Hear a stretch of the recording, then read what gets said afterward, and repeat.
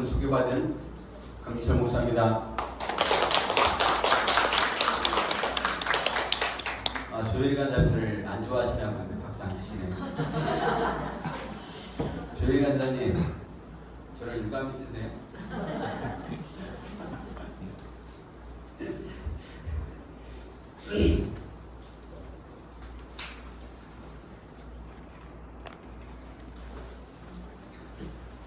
매 기수 훈련 때마다 하나님 주신 은혜가 있어서 감동받고 또 감격적인 주의 성령의 은혜를 체험하고 있습니다. 훈련 받은 여러분들 가운데도 그런 은혜를 체험하셨고 누리고 계신 분이 있습니다. 오늘 12주 마지막 1학기는 마지막 주차인데요. 마지막 강의를 저한테 주셨어요. 그래서 오늘 제가 여러분과 나눌 강의가 12강 직장 선교의 비전과 방법이라는 과목인데, 여러분 교재는 90쪽입니다. 90쪽.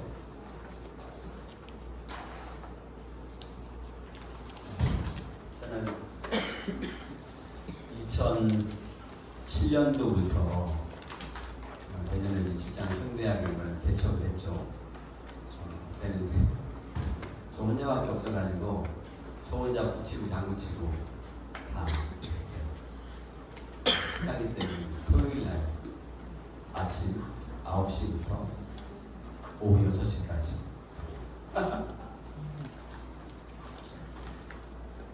훈련이 그렇게 빡세다는 소문이 나니까 훈련생 모집이 난이 안 되더라고요.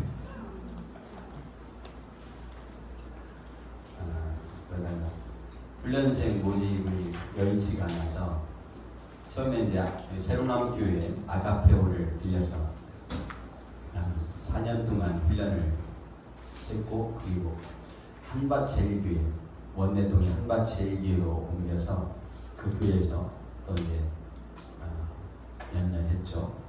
그리고 도저히 토요일날 훈련을 해서는 훈련생 모집도 그렇고 좀 애로사항이 있다. 그래서 직장 안으로 들어가자. 그래서 직장 안에 들어온 것이 여기 시청 안으로 직접 들어왔습니다.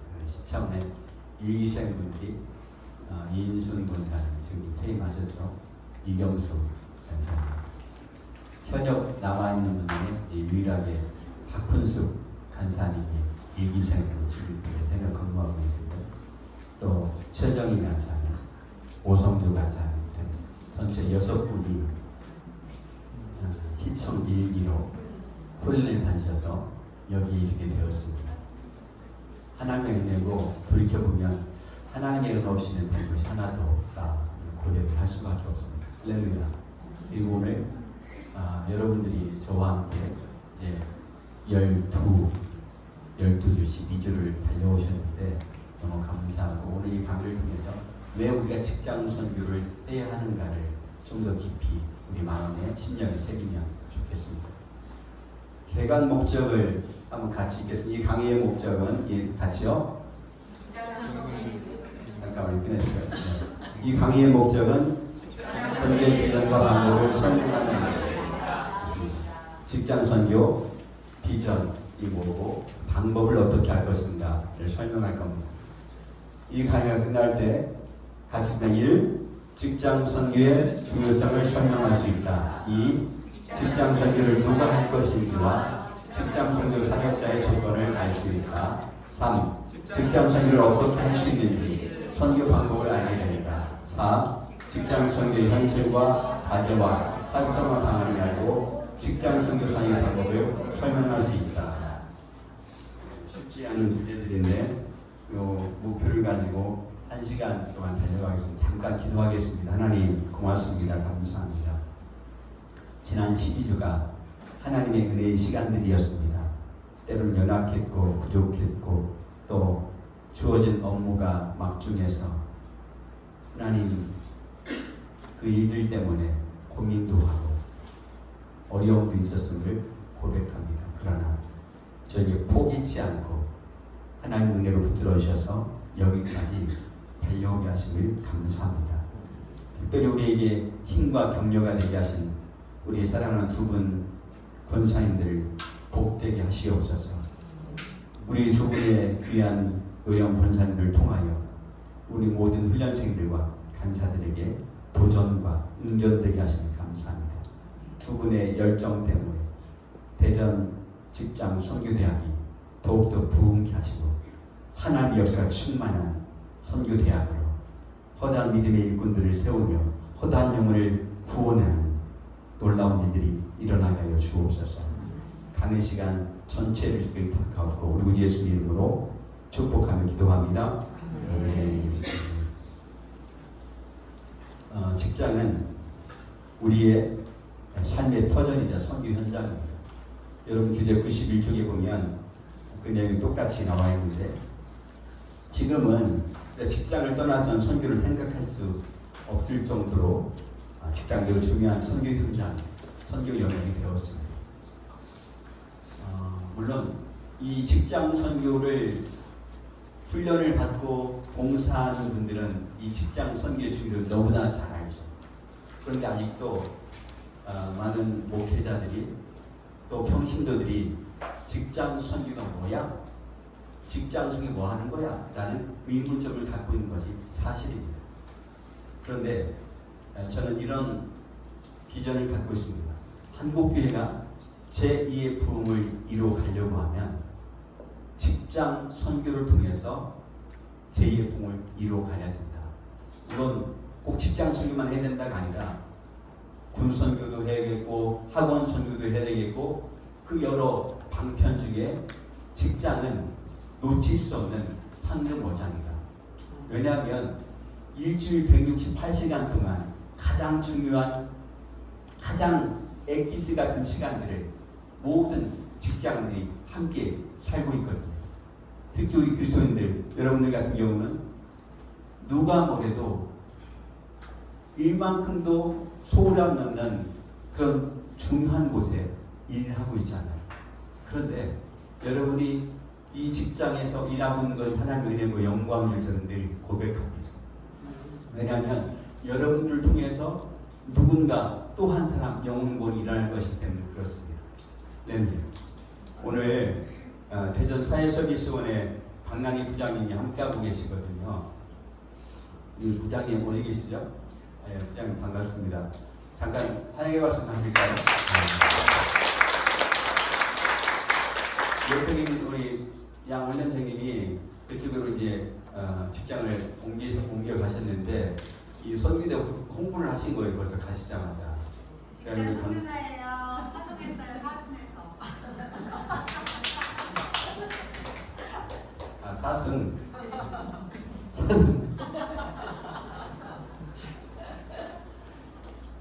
우리 벌써 홍보를 너무 잘하셔가지고 대전 사회서비스원의 박난희 부장님이 도대체 직장 중에 훈련이 뭔가를 참관하고 오신 거예요. 할렐루야. 아예 이제 다음에는 대전 사회서비스원에서 훈련이 되면 좋겠습니다. 기도해 주세요. 그래서 아마 대전 사회서비스원에서 선교의 예배를 시작하는 것이 중요한 출발점이 될 것 같습니다.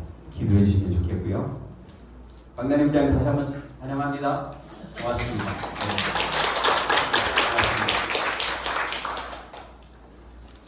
이런 거죠. 직장 선교는 우리의 입술과 섬김, 사랑의 섬김을 통해서 누군가에게 흘러가는 거예요.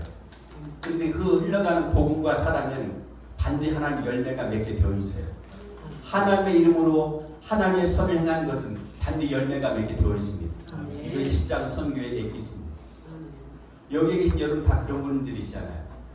그냥 여기 오고 싶어서 오신 분 계십니까?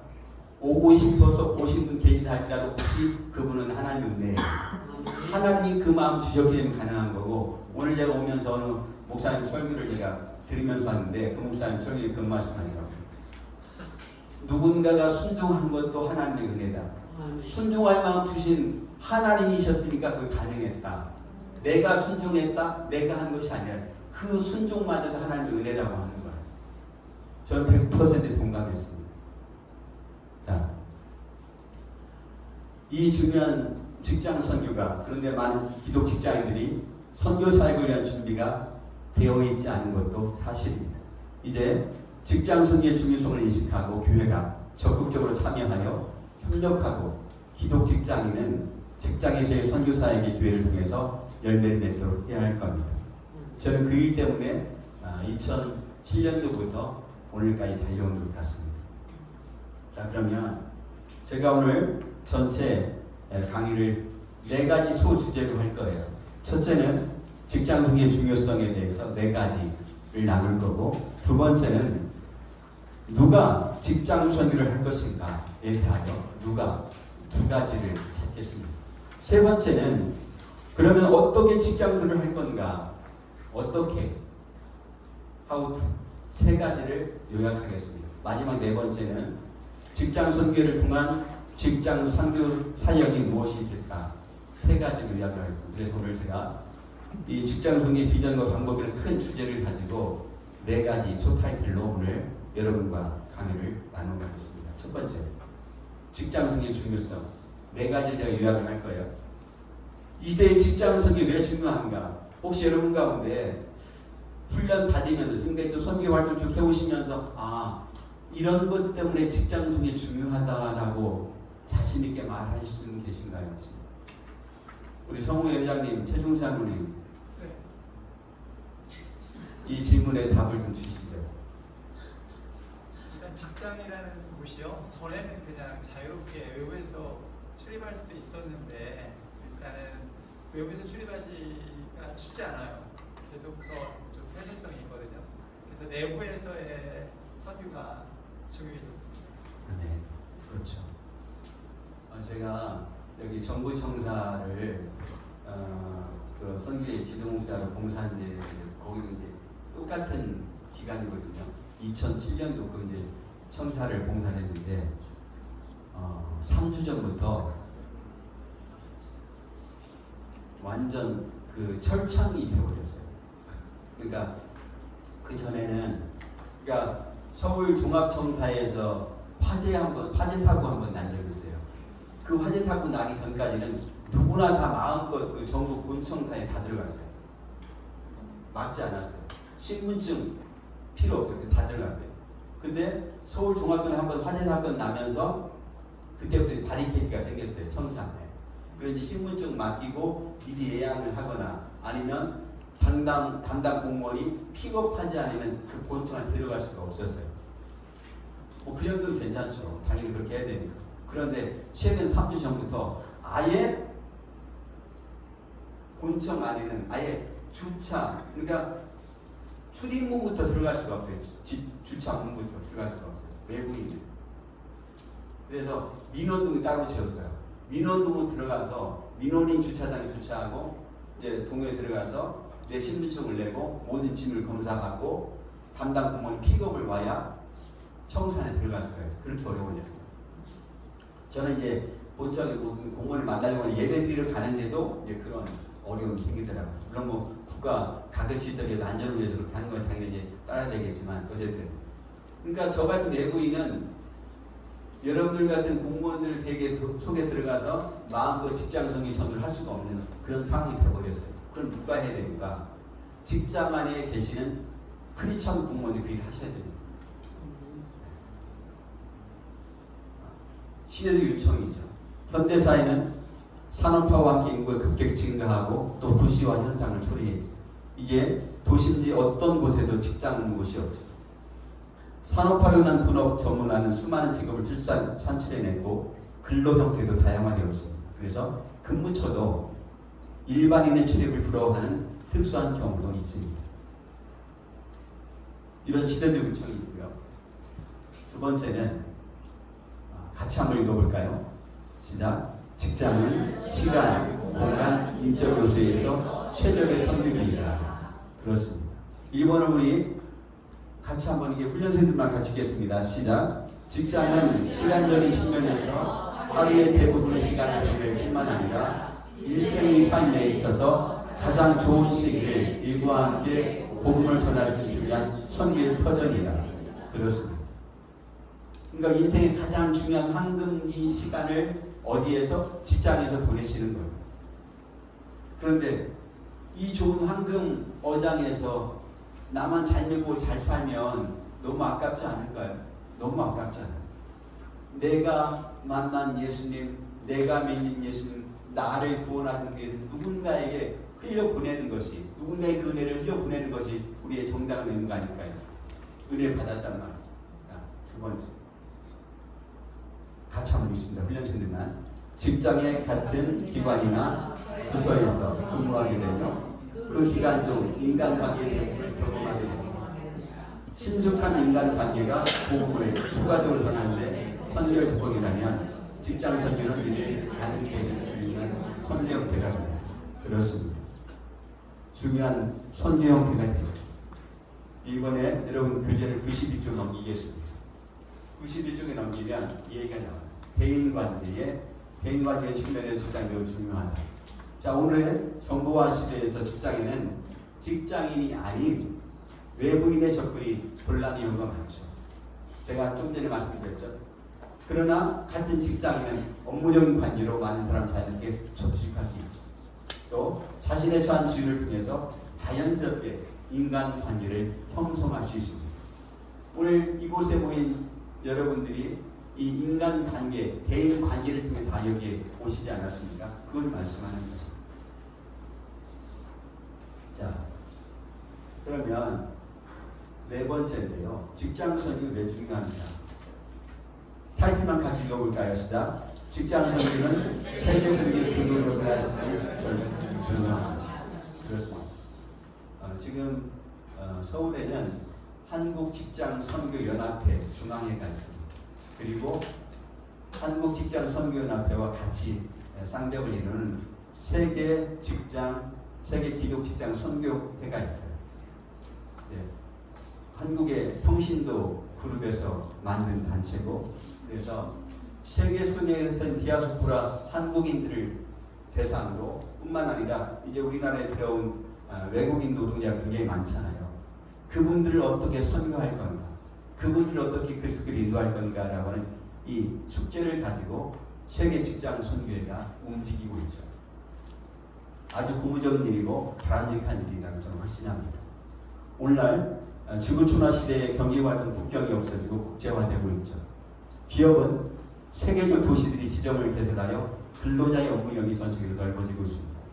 해외 지사와 지점에 파견근무하는 직장인, 또 해외 교민, 직장인까지 합하면 엄청난 자원이 직장에 머물러 계십니다. 그러니까 이 직장은 예수의 복음을 전할 수 있는 완전한 하나님의 은혜의 섭니다 라고 좀 확신합니다. 자, 앞에 1번 요약하겠습니다. 제가 첫 번째 소주제를 직장성의 중요성을 말씀드렸어요. 네 가지를 요약하면 이렇습니다. 첫째는 산업화 도시화로 직장인 2,700만 명씩. 그러니까 여러분 같은 직장인들이 지금 2,700만 명이 있다는 거예요. 물론 규모가 작은 곳도 있지만 어쨌든 2,700만이 있어요. 그래서 이 직장들이 시대 요청입니다. 둘째, 직장에서 보낸 시간이 많아서 인간관계를 맺는 곳이죠. 그래서 최적의 선교 조건을 갖춘 게 바로 직장이다라고 하는 거예요. 업무적 관계는 어떻습니까? 지위를 통해서 자연스럽게 접촉하고 선교할 수 있는 곳입니다. 그리고 더 나아가서 이런 역할을 통해서 세계 선교의 교도부 역할을 하게 되죠. 안타깝게 이렇게 화성에서 큰 화재 사고가 나서 인명피해가 크게 났는데 하필 또 외국인 근로자들이 많이 피해를 입었습니다. 지금 경기도 안산이나 울산에 가면 외국인들을 선교하는 단체들이 꽤 있습니다. 많은 성과를 거두기도 하고 그렇게 하고 있죠. 우리가 외국에 나가서 선교하려고 하는 것보다 현지인을 이곳에서 훈련시켜서 파송하면 10배의 더 큰 효과가 있다라고 보고가 있습니다. 그래서 지금 현재 한국에 들어와 있는 외국인을 전도하고 훈련시켜서 파송하면 우리가 가서 선교하는 것보다 훨씬 더 큰 내리 있는 선교 열매를 맺을 수 있겠죠. 자, 이렇게 직장 선교 중요성을 네 가지로 요약을 했습니다. 두 번째 제목 같이 읽어볼까요? 시작. 누가 누가 직장 선교를 할 것인가? 누가 할까요? 할 때 내가 한번 해보시죠. 누가? 누가? 아멘. 내가 직장을 해야 되는데 두 가지 한번 요약하겠습니다. 같이 한번 읽겠습니다. 시작. 우리나라의 수많은 직장 안에는 직장 선교가 조직되어 있고 지역별 지민별로 직장 선교연합회가 조직되고 활동하고 있다. 그러나 지역교회에서는 직장에서의 선교 사역을 인정하지 못하고 있다. 그리고 기독 직장이나 직장인의 현장을 교환 거리가 있거나 목회와 직접 관계가 없는 것처럼 인식하는 경향이 있다. 직장은 목회자가 접근하기 어려운 영역이라고 해서 교회와 오가는 것이 아니라 교회가 감당해야 할 중요한 선교 영역이다. 따라서 교회가 기독 직장인들이 직장에서 선교할 수 있도록 교육과 훈련도 운영하여 파송하는 게 필요하다. 그렇습니다. 제가 이제 대전에서 직장 선교에 처음 개척하고 여러 어른들 사람들을 이제 만나고 다니면서 대전 직장 선교 연합회가 있는데 그때 당시 연합회장님이 이범석 장로님이셨어요. 한전에 근무하셨던 분인데 이범석 장로님하고 지금 홍종광 그때 사무국장 집사님이셨는데 그 두 분이 저를 찾아오셨어요. 목사님, 대전 직장 선교연합회 지도 목사님이 안 계신데 그 역할을 젊은 강 목사님이 봉사해 주시면 어떻겠습니까? 사례비는 없습니다. 그냥 무료 봉사하시는 거예요. 라고 제 결정이 왔어요. 그래서 쉽진 않지만 선교대학을 봉사하고 있으니 같이 한번 하겠습니다. 단 조건이십니다. 그러면 제가 연합회 지도자 봉사를 하는 조건으로 연합회장님 되시는 분은 무조건 선교대 훈련을 받는 조건이어야 합니다. 그러니까 연합회장을 하려고 하면 봉사하려고 하면 이 선교대학 무조건 훈련을 받아야 되는 거예요. 2학기, 2학기, 3학기, TOP까지 잘했죠. 제가 너무 센 조건을 걸었나요? 저는 진짜 안 받으면 말고 그러려고 했는데 이범석 장로님, 그 홍준광님 되게 급하셨나봐요. 덥석 불더라고. 그래가지고 그때부터 대전 기독교 직장 선교연합회장 봉사는 모든 분들 다 훈련을 다 받았어요. 그래가지고 아직 여기 오지 안 오셨는데 오성조 간사님들이 연합회장 봉사를 하고 계시는데 그분도 그래서 이미 간사 훈련을 받으시고 열심히 각 지역에 선교대학 개척하는 사역을 도우시다가 지금 이제 회장으로 봉사를 하고 계시죠. 그 외에 우리 시청 출신 박은규 장로님도 연합회장을 하기 전에 선교대 훈련을 받고 연합회장 하시고 그리고 한국 직장 선교연합 중앙회장도 역임하시고 자관 다 연합회장님들이 훈련을 다 받았어요. 1년이요. 그래서 저는 지금도 생각할 때 저는 사실 그거를 과연 이 장로님하고 집사님이 그 제안을 받아들일까 하는 의구심이 있었는데 독서 받더라고요. 그래서 지금 선한 열매로 연합회 회장 봉사에 무조건 다 이 선교대학을 받는 조건이 너무 잘해요. 그래서 전국에 유일해요. 서울도 그렇게 안 해요. 타 지역 이런 곳이 없어요. 대전만 유일하게 연합회장 봉사하기 전에 모든 분들이 다 이 선교대학 훈련을 받습니다. 랩니다. 여러분 아직 회장을 안 해보셔서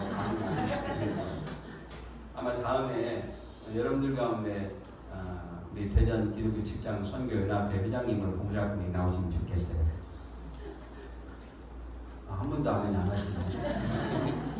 안 하시려고?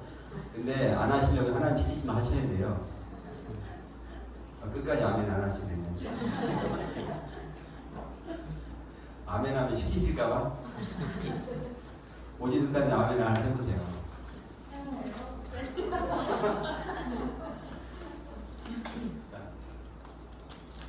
누가 직장 선교를 할 것인가? 바로 여러분이 하셔야 됩니다. 두 번째, 직장 선교를 일터를 하나님 주신 사역지로 인식하고 자신에게 부여된 업무를 탁월하게 감당하고 또 직장에서 전도하고 양육하는 사역을 수행한 사람에 의해서 이루어집니다. 자, 여기에서 중요한 우선순위가 있습니다. 여러분에게 부여된 업무를 탁월하게 감당하는 게 이게 제일 우선이에요. 이게 프라이어티 우선이에요. 제가 그런 분을 봤어요. 정부 중앙기관인데 어떤 분이 정말 열정이 충만하세요. 열정이 충만하세요. 그런데 어느 곳에 열정이 충만하냐? 업무에 충만한 게 아니라 직장에 출근해서도 이 선교에 관계된 일이 너무 충만한 거예요. 그래서 오죽하면 그 기관에 저를 잘 아는 분이 저에게 면담을 요청해 왔어요. 목사님, 면담이 있는데요. 만났더니 그 얘기를 하는 거예요. 아니 도대체 이분은 직장에 출근해서 맡겨진 일을 하러 오는 건지 아니면 이 교회 일, 선교회 일을 하러 오는 건지 구분이 안 돼요. 어떻게 해야 됩니까? 제가 그 얼굴 화끈화끈했어요. 여러분은 어떠세요? 여러분에게 맡겨진 업무가 우선일까요? 아니면 선교의 일이 우선일까요? 솔직하게 말씀해 보세요. 두 가지 다. 저는 누가 뭐래도 여러분 각자에게 맡겨진 업무가 프라이어티 제일 우선순위입니다. 이거 제일 잘 하고 나서 잘 감당하시고 나서 그 다음에 선교에 관계된 일을 하셔야 영향력이 끼쳐지는 거예요. 선한 영향이 끼쳐집니다. 업무는 잘 못하는데 업무는 매일 펑크나는데 선교에만 열심히 붙들고 있으면 그 분 때문에 예수님의 복음이 막힐 수도 있어요. 그것 때문에, 업무 자세 때문에. 그러나 업무를 잘 감당하고 나서 시간을 쪼개서 선교의 일을 감당하면 하나님이 은혜 주십니다. 전에 그런 부흥강사 목사님이 이런 얘기를 했어요. 이제 세상 일 그만하고 주님 일 하라고. 혹시 여러분 그 얘기 많이 들어보셨죠? 우리 연세진 권사님이랑 그 얘기를 많이 들으셨을 것 같아요. 세상 일 그만하고 주의 일 하라고. 그 일이 뭐냐면 세상 일, 그러니까 여러분들처럼 직장에 열심히 다니다가 이제 세상 일 많이 했으니까 그만 주님 일 하라고, 교회 일 하라고. 이게 틀린 말일까요? 맞는 말일까요? 틀린 말이에요. 100% 잘못된 말이에요. 여러분이 지금 직장에서 열심히 업무를 잘 감당하는 것이 주님을 잘하고 계신 거예요. 저는 목회자로서 저에게 맡긴 교회 이 선교 일을 잘 감당하는 주님 일이니까 이게 저에게 우선순위가 되는 거죠. 그리고 여러분에게는 직장에서 여러분 부서에서 맡겨진 업무를 탁월하게 잘 해내는 것이 제일 승리예요. 그 다음에 선교 일을 해내야 믿지 않는 분들에게 예수 말씀하시죠. 업무를 잘 안 되는데 예수 믿으세요. 같이 선교 예배 가시죠 하면 너나 잘해 라고 하지 않겠어요? 한번 통계청에 이제 제가 금 퇴임했으니까 이제 말할 수 있는데 통계청에 사무관 집사님이 상담을 해왔어요. 상담을 하자고 그래서 뭔 일인가 이제 상담을 하는데 같은 동료 라이벌 의식을 느끼는 분이 있는 거예요. 동료. 그래서 그분 표현대로 깐죽깐죽대는 거예요. 너무 힘들지 않아요. 그래서 처음에 많이 참았는데 목사님 설교를 듣다가 도무지 이 질문을 안 하면 안 될 것 같아서 어떻게 해야 될까요? 나는 그놈을 옥상 19층에 끌고 올라가 저 패고 싶은데 이렇게까지 말하는 거예요. 여기 정부청은 19층까지 있잖아요. 19층 옥상에 끌고 저 패고 싶은 정도로 그 말을 하는 거예요. 너무 스트레스받아요. 그래서 그 사무관한테 집사님한테 집사님 굉장히 속상하셨겠네요. 너무 속상하셨을 것 같아요. 그런데 집사님 그 속상한 마음을 역으로 한번 해보시죠. 어떻게 해요? 속상한 만큼 그분을 배우자, 가족 같이 근사한 식당에 가서 대접을 하십시오. 그리고 하실 수 있으면 선물까지 사서 그분에게 집사람의 마음을 그렇게 역으로 표현을 해보시죠. 근데 이분이 이제 순종을 했어요. 2주 후에 제가 통계청을 이제 격주로 예배를 들어가거든요. 2주 후에 저한테 쫓아왔어요. 싱글벙글 쫓아왔어요. 목사님 하면서 뭐 좋은 일 있으시냐고. 목사님 너무 감사해요. 목사님이 일러주신 대로 제가 했대. 그 놀라운 일이 있대. 그 일이 뭐냐면 이제 네 분이 만났을 거 아니에요. 근사한 식당에 가서 식사를 대접을 하고 내가 이제 두 부부에게 선물을 퀄리티 있는 선물을 했대요. 그러면서 이 말을 한 거예요. 제가 그 말 시켰거든요.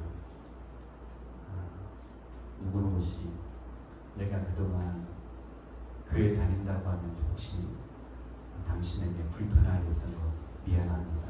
죄송합니다. 그래 내가 오늘 이 자리 만들었으니까 나로부터 받았던 불편에도 다 용서해 주세요. 당신이 먼저 손 내밀라고 제가 그렇게 시켰어요. 그런데 이분이 진짜 그대로 한 거예요.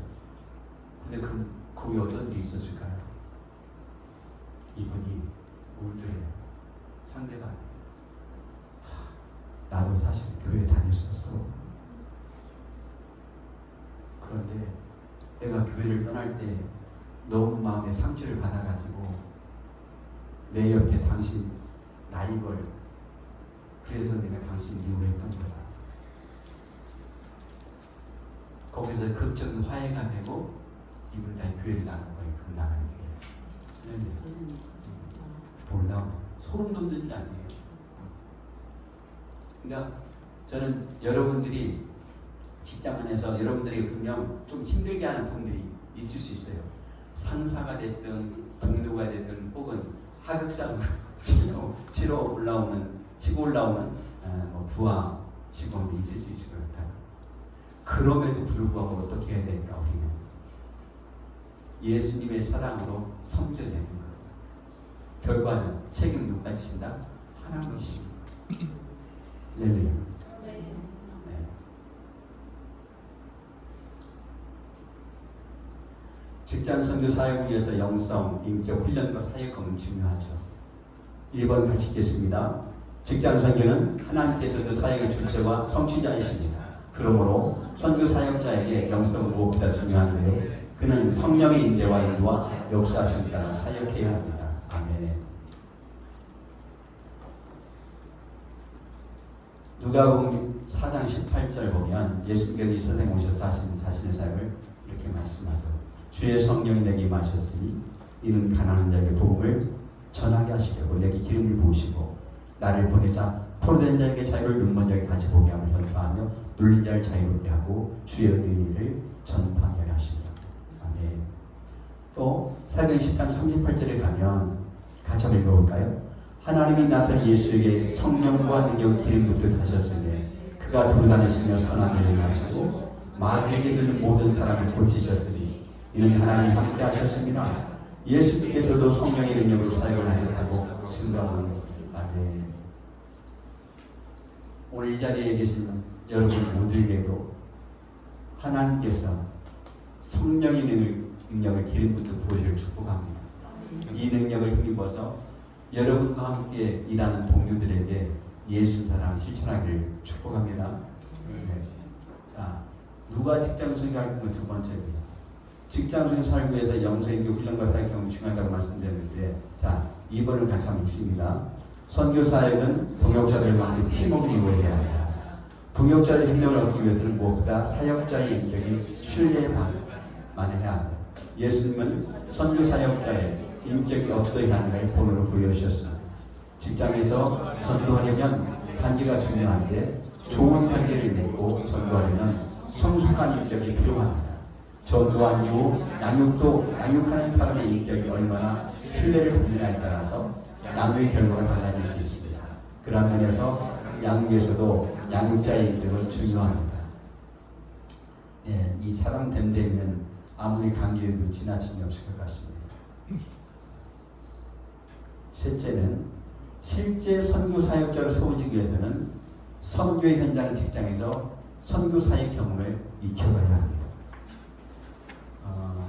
제가 우리 시청에서 듣는 좋은 소문은 이 훈련을 받는 지체들이 여기 시청 선교회를 주도하고 계시다 제가 그 말씀을 들었대요. 사실입니까? 굉장히 좋은 일이죠. 그러니까 이 훈련을 받고 난 지체들이 연합해서 직장 선교회를 으쌰으쌰 주도해가고 뿐만 아니라 연합회 활동을 어느 곳까지 다 열심으로 주도하는 거예요. 그리고 이제 전도하는 거죠. 한 분 한 분 전도하는 거예요. 그 일 때문에 사실 이 직장 선교가 하고 있는 거예요. 네. 직장의 중요성을 짧게 요약합니다. 세 가지로. 첫째, 직장 선교의 중요성을 깨닫고 이들을 하나님께서 주신 사역을 인식하고 소명의식을 가진 사람. 부여된 업무를 탁월히 감당하는 사람이 이 직장을 해야 된다는 거예요. 둘째, 직장 선교 사역을 위해서 영성과 인격을 갖춰야 된다. 근데 여러분, 영성은 어느 날 갑자기 주어질까요? 아니에요. 여러분 이미 다 경험을 하셨겠지만 이 영성은 날마다 내가 하나님과의 관계를 세워가는 훈련 속에 나의 영성을 세우지. 처음에 성경 한 장을 읽었다면 그 다음날 또 한 장, 또 한 장 읽어가는 그 과정 속에 하나님 나에게 이슬비의 옷이 젖는 것처럼 내 신령 가운데 그 하나님의 성령의 은혜를 차곡차곡 쌓아주시죠.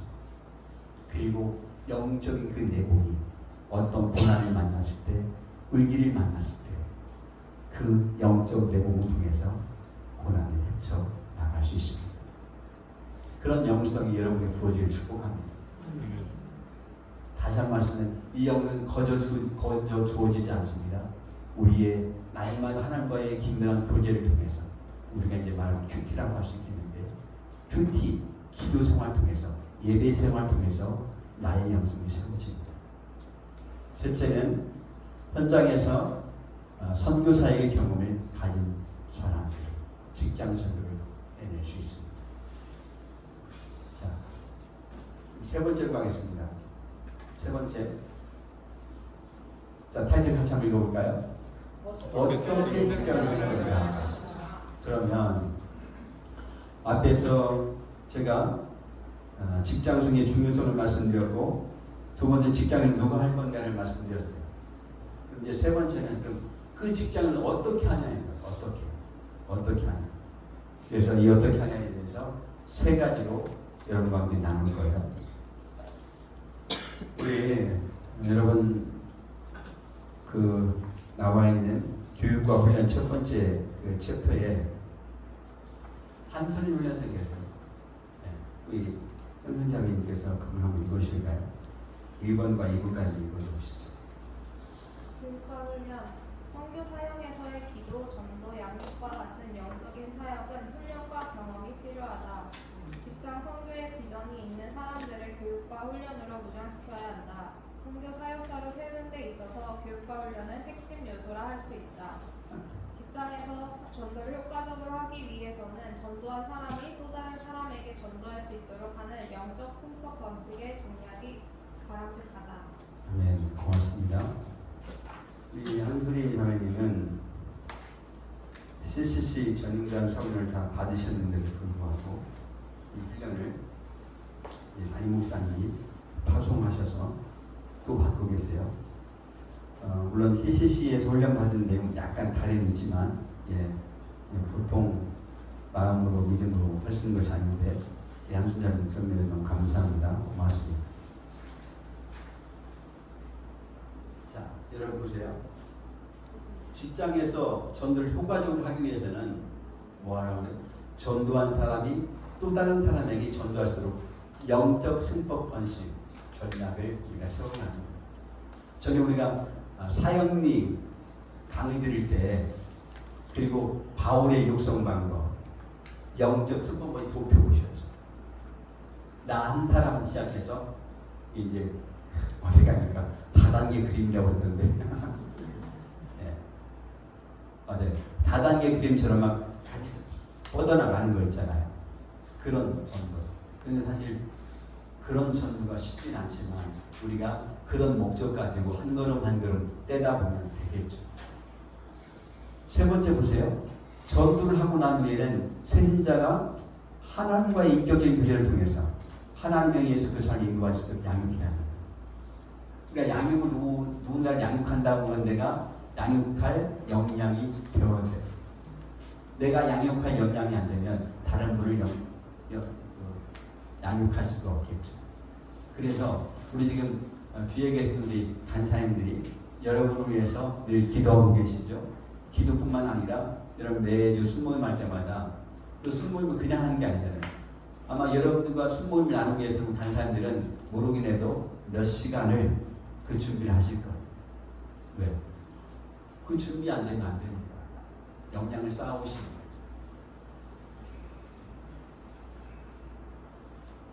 자, 그러면 현장 사역 세 가지가 있는데요. 전도한 사람을 양육해서 그가 또 다른 사람을 전도하게 양육하게 해야 합니다. 그냥 나로 훈련받고 멈춰지면 의미가 없습니다. 이것은 단기간에 되는 것이 아니라 오랜 기간 사역해야 열매를 맺을 수 있습니다. 선교를 마친 사람이 실제 직장에서 사역을 하려면 경험 있는 사역자들의 도움을 받아 사역을 익혀가야 되죠. 그래야 시행착오를 우리가 줄일 수 있습니다. 또 효과적 사역을 할 수 있게 되죠. 처음에 저도 이 직장선교대학을 처음 개척해서 사역을 봉사할 때 많이 어려웠어요. 해본 경험이 없으니까 직장선교를. 어쨌든 훈련생을 처음에 일기 때 25명이 왔는데 그때는 청사에서도 뭐 시청에서 한전 강의도 다 이제 뭐 은행에서도 25명이 오셨는데 25명 간사가 없었어요. 한 분도 안 계시고 서울에서 몇 분이 CCC 동료 간사 몇 분이 이제 지원 나와서 겨우 있었는데 초반에 많이 어려웠죠. 그런데 이제 하나님 은혜 주시니까 하나님 은혜 없이는 설명이 안 되는데 너무 감사하죠. 자, 현장 사역 세 번째입니다. 같이 한번 읽어볼까요? 혼자 사역을 하기보다 성경과 함께 선교자 연습을 참석해야 합니다. 직장의 환경 수시로 변하고 예상하지 못한 일이 일어나실 것이 많습니다. 빨리 가려면 혼자 가지만 더 큰 사역을 위해서는 여러 사람이 힘을 합치는 것이 중요합니다. 내가 후속 모임이 있습니다. 사역을 지속적이고 효과적으로 하기 위해서 직장 선교를 하는 사역자들의 모임에 참여해서 사역 경험을 나누고 사역을 위한 재충한 시간을 갖는 게 매우 중요하죠. 그래서 우리 간사님들이 또 미팅을 하고 어떻게 훈련을 섬길 건가 그런 고민을 하고 기도하지 않습니까? 이 훈련이 그냥 되는 게 아니잖아요. 그렇죠?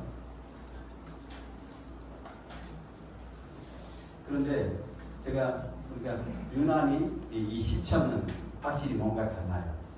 그래서 청사도 있고 연구단지, 청사는 월요일 날 하고 연구단지는 이제 목요일 날 하게 되는데 세분을 제가 다 이렇게 다니면서 보면 그 분위기가 있어요. 영적인 분위기가 있어요. 분명히 다르죠. 그러니까 우리 시청은 기도가 많이 쌓이는 훈련이다. 그런 감이 있어요. 아멘. 그래서 제가 사실 우리 생명비전교회 연철 목사님한테 시청은 훈련생이 많으니까 청사로 보내주라고 그랬더니 연 목사님 와요. 나는 담임 목사로서 세 분의 훈련생을 보낼 때 시청으로 보내고 싶대요. 이유는 시청은 기도의 은혜, 기도의 영성이 쌓이는 곳이라서. 왜 아멘들 안 하는 거예요? 여러분 칭찬하는 건데 제가 너무 감사해요. 그래서 제 마음 훈련생이 적은 청사로 세 분을 보내서 하면 좋겠다 했는데 담임 목사님이 세 분을 아니요 은혜가 가득한 기도의 은혜가 충만한 시청으로 보낼 겁니다.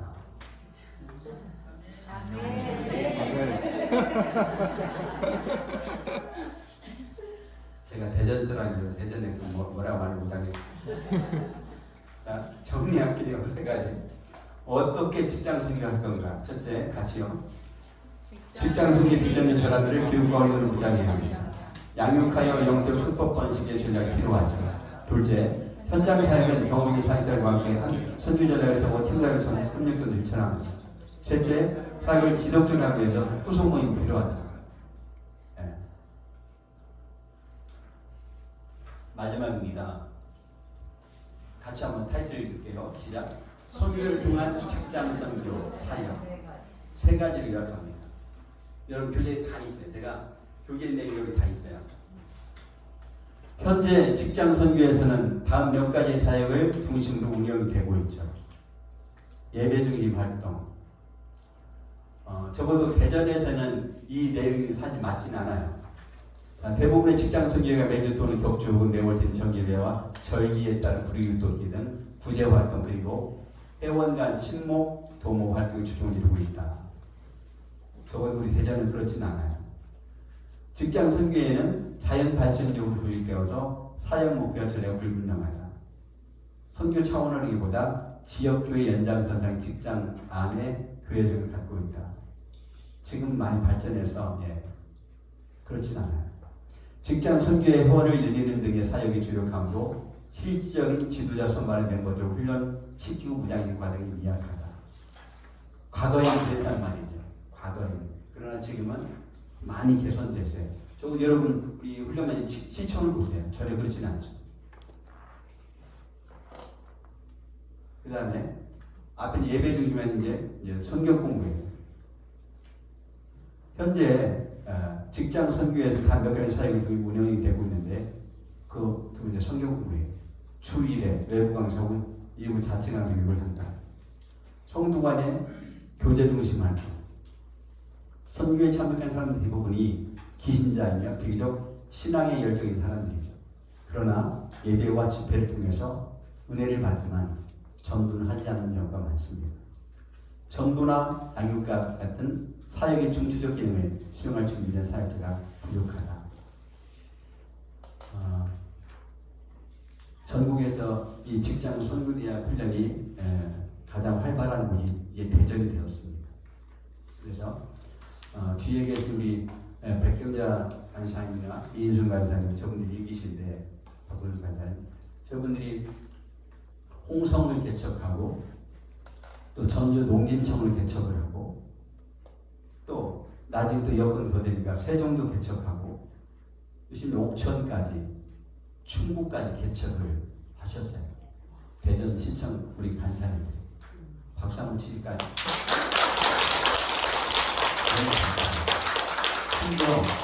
홍성을 개척할 때는 홍성까지 이제 저녁에 가야 되니까 이분이 조기 출근을 1시간 미리 출근하고 1시간 일찍 퇴근하는 거 있죠. 그 훈련을 통해서 그 헌신을 통해서 멀리 홍성까지 매주마다 홍성에 2년간 그렇게 하셨을 거예요. 너무 대단하죠. 그러니까 지금 이제 그렇게 이 충청권이 선교대학의 가장 활성화된 지역이 되었습니다. 네 번째는 소수의 지도자 등식. 소수의 지도자 등식이 운영되고 있고 선교의 조직이 회장, 부회장, 총무 등 교회 연합회 등과 같이 되어 있고 사회적 조직과 전혀 구별되지 않게 운영되고 있다. 이거는 조금 이제 이 선교대학 훈련을 좀 더 잘 받으라는 의미에서 이렇게 좀 교재가 되어 있는데 저거 걔들 이렇진 않아요. 열성적인 소수의 지도에 따라 선교 부흥과 세대가 반복되는 경향이 있다. 그럴 수 있죠. 이러한 현상은 영적 지도력 부재와 사회목적 불확실함에 따른 결과를 봐야 할 거다. 현재 직장 선교에서는 단 몇 가지 사역이 중심으로 운영이 되고 있죠. 야유회, 체육대회, 불이웃돕기, 절기 행사, 예산과 같이 예배, 성경 공부, 친교 활동 등 지역교회와 비슷하게 운영되고 본래 직장 선교의 반영은 동떨어진 느낌이 있죠. 과거에 이랬단 말이에요. 과거에. 지금은 때문에 이러진 않아요. 기도문. 그러면 지금은 이제 활성화 방안입니다. 과거에 저랬다면 그럼 앞으로 우리가 이 직장 선교를 어떻게 활성화시킬 건가? 그 방안을 몇 가지, 6가지로 요약합니다. 첫째, 기도예요. 기도 마음을 가면 지나침이 없죠. 그 다음에 전도 사역이에요. 전도하는 거. 여러분이 사역이 전도를 받으셨잖아요.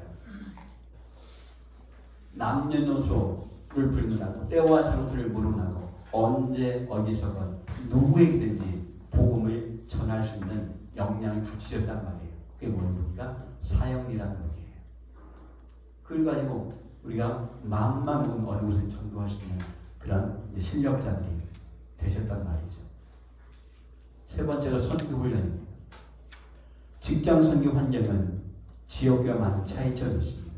교회는 신자를 대상으로 하기 때문에 집회 위주의 프로그램이 효과적이니까, 그러나 불신자가 대부분의 직장 선교는 집회 형식보다는 개인적인 접촉이 보다 효과적이죠. 그래서 그 효과적인 접촉 전도를 위해서 우리 여러분 같은 분들이 훈련받는 거예요. 이를 위해서 직장 선교의 주체로 선교 훈련을 준비하고 직장 선교 대학과 같은 기관에 교육 훈련을 위탁해서 도움받는 것이죠. 네 번째 방안입니다. 직장 선교 봉사 활동이에요. 직장 선교의 내적 충실함과 함께 대외 활동을 할 필요가 있죠. 화장실, 엘리베이터 등의 직장 선교의 명으로 성을 이건 좀 요즘에 우리 제가 볼 때는 공공기관에 쉽지는 않을 것 같은데 수건이나 꽃 같은 걸 만드는 것도 좋은 방안 될 수 있죠. 지역사회는 선교봉사 활동으로 지역학교 부한 학생들에게 장학금을 지급하거나 보호원, 양문 등 사회복지시설을 방문해서 봉사할 수 있겠죠. 활성화 방안이에요. 네 번째, 직장선교 조직입니다. 조직은 선교 사역을 보다 효율적으로 수행할 수 있는 조직이 되어야 됩니다. 종래의 수직적이고 계층적인 조직에서 사역 팀제로 전환해서 팀장에게 정권이 운영되고 수평적인 분권적인 구조가 바람직하죠. 그래서 사역팀의 인원은 적게는 3명, 많게는 7인 정도까지 그렇게 해갈 수 있겠습니다. 그래서 거기에서는 성경공부 큐티, 기도 등의 소그룹으로 자신만의 기회를 찾아가는 거죠. 마지막 활성화한 6번째, 같이 한번 읽어볼까요? 인근 교회와의 상호협력. 같이 직장 중에는 인근 교회와 공단과를 맺고 상호협력 장면이 필요합니다. 인근 교회 목표를 설정하여 말씀 지혜를 받고 또 그 교회 장소나 시설도 이용하며 가능하면 직장 선교회나 인근 교회가 단위를 체결하여 더 적극적인 상호협력 방안을 강구할 수도 있습니다. 제가 이걸 하려고 청사에 예배실이 따로 있는데 예배실 짓기가 굉장히 오래된 거예요. 장의자가 한 20년, 30년 가까이 된 옛날 90 장의자였어요. 내가 지역교회 청사가 제일 가까운 데가 새로운교회, 새로운교회 담임 목사님 오종 목사님을 1대1 만난 기회가 있어서 제가 그 목사님께 요청드렸어요. 목사님, 우리 정부 대전청사 예배홀에 성구가 너무 오래됐습니다. 좀 바꿔주실 수 있습니까?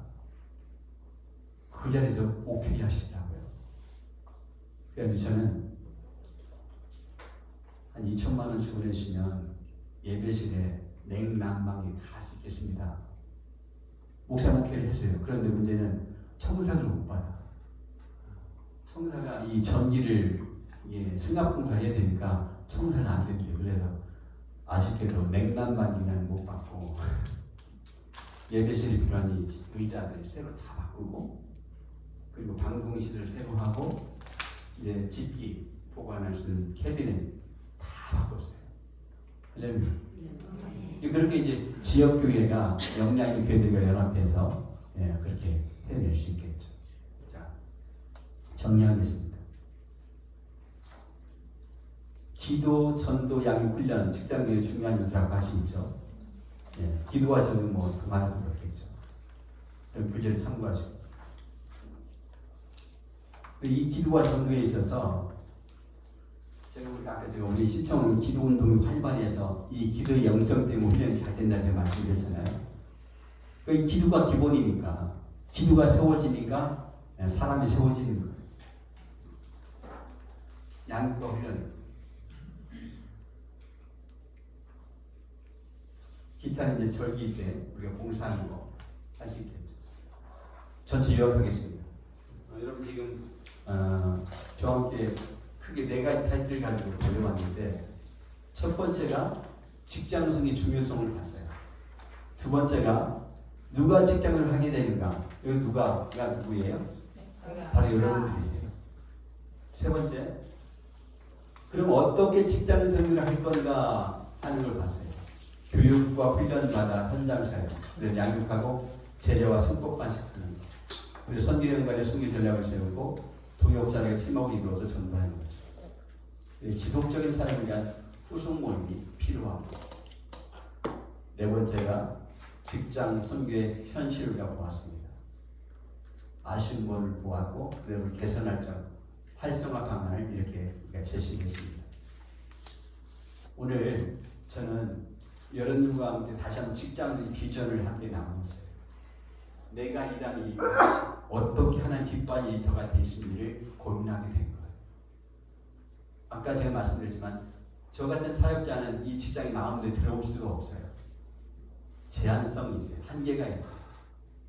그런데 여러분들은 가장 소중한 시간, 그 시간을 직장에서 함께 계시잖아요. 누가? 비신자들과 함께 같이 계시거든요. 그럼 결국 그분들을 예수님께로 인도 그들이 구원받을 수 있게 하는 역을 누가? 여러분들이 하실 수밖에 없어요. 그래서 그분들을 여러분들이 선교 예배로 초청한다든지 아니면 여러분이 교회로, 여러분이 섬기는 교회로 인도해 가든지 그 역할을 바로 여러분들이 하실 수밖에 없는 거죠. 할렐루야. 하나님 아버지 감사합니다. 하나님, 저희가 어떻게 하면 기뻐하시는 직장 선교를 해갈 수 있는가를 고민하고 나누었습니다. 하나님께서 우리에게 주신 이 직장 선교의 비전을 온 마음 다하여 순종해 갈 수 있도록 도와주옵소서. 하나님, 우리 우선순위에 있어서 우리의 맡겨진 직장 업무를 잘 감당해 낼 뿐 아니라 그 다음으로 나와 함께 일하는 믿지 않는 나의 동료를 예수님께로 인도하기 위해서 기도와 사랑과 눈물로 섬기는 그 역사를 이루어 주옵소서. 12주간을 인도한 하나님 찬송하며 예수 이름으로 기도합니다. 고맙습니다.